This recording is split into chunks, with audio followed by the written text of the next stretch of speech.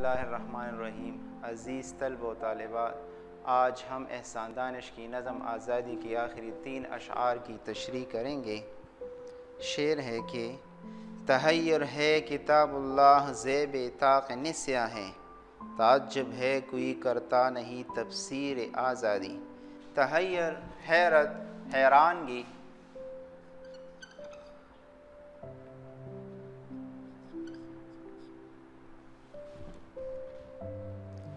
ताक़ निस्या ये किनायतन बुला देने के लिए इस्तेमाल होता है। वैसे ताक़ कहते हैं ताक़शा व मेहराब जो दीवार में लगा देते हैं।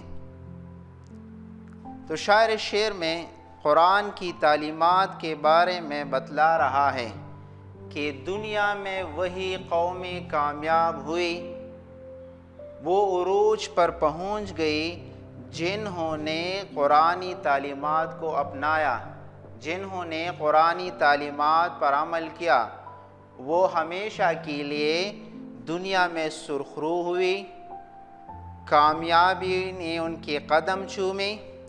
मगर शायर बड़े अफसोस के साथ कह रहा है कि आज कल हमारे ज़वाल की सबसे बड़ी वजह यह है कि हम कुरानी तालीमात को भूल चुके हैं। अगर हमें हकीकी आज़ादी नहीं मिल रही तो इसकी वजह यह है कि हम कुरानी तालीमात से दूर रहे हैं, और अब कोई कुरानी तालीमात की रोशनी में न आज़ादी की तफसीर बयान कर रहा है, न उसकी वजाहत कर रहा है।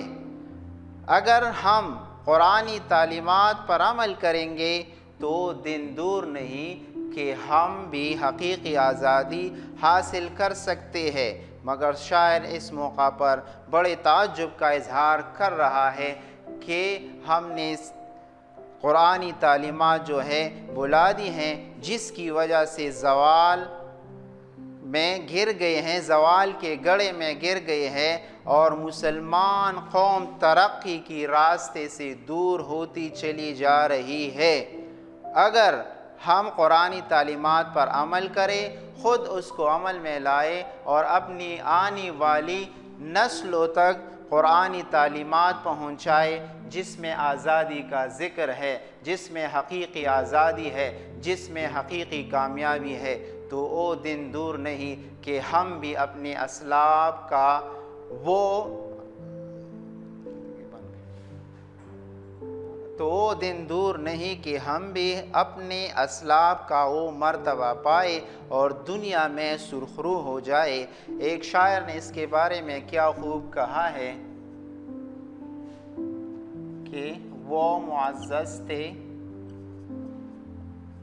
ज़माने में मुसलमान होकर,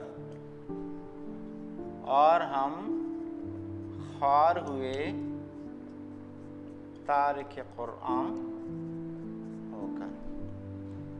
अगला शेर है कि अभी तौक़ो सलासिल में है आज़ादी की दीवानी, मगर जिंदा के दरवाजे पे है तस्वीर आज़ादी। तौक़ो सलासिल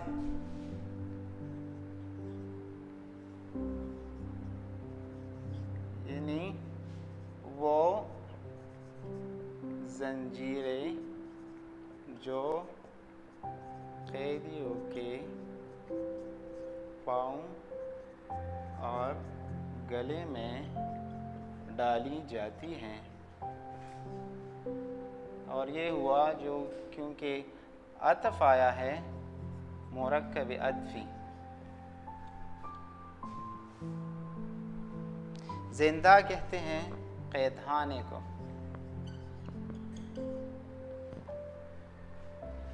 शायर शेर में उन मुजाहिदीन के बारे में बतला रहा है जो आज़ादी के हुसूल के लिए लड़ते हैं, बढ़ते हैं, और उन्हें दीवाने से तशबीह देते हैं, परवाने से तशबीह देते हैं कि जिस तरह परवाना जो है आग का मुकाबला करता है, इसी तरह ये मुजाहिदीन भी आज़ादी के हुसूल के लिए अपनी जानों का नजराना पेश कर रहे हैं।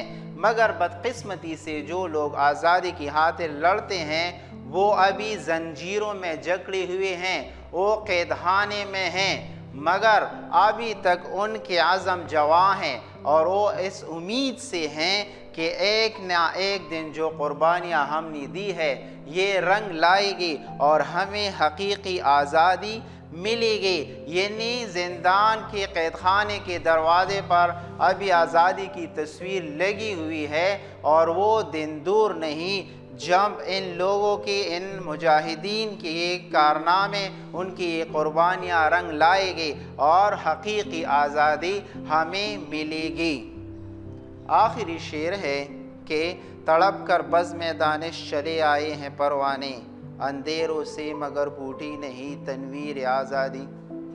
اس میں ایک لفظ آیا ہے بزم، یہ محفل کو کہتے ہیں۔ تنویر آزادی یعنی تنویر روشنی سے نکلا ہے، روشنی، ضیاء۔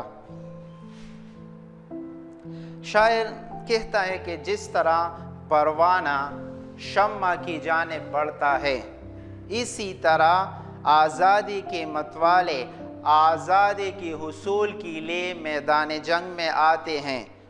وہ اپنی جانوں کی پرواہ نہیں کرتے اور بہادری سے لڑتے ہیں۔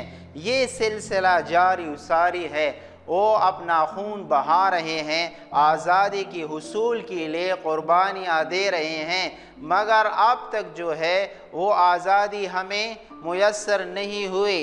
یا آپ یہ بھی کہہ سکتے ہیں کہ جب یہ ملک آزاد ہوا اور لوگ ہندوستان سے یہاں آزادی کی عرض سے آئے کہ ہم ایک آزاد مملکت میں جو ہے زندگی گزاریں گے، جب وہ یہاں پہنچے تو انہوں نے دیکھا کہ یہاں ابھی تک حقیقی آزادی نہیں ہے اور ابھی تک جو ہے غلامی کے اندھیرے چھائے ہوئے ہیں۔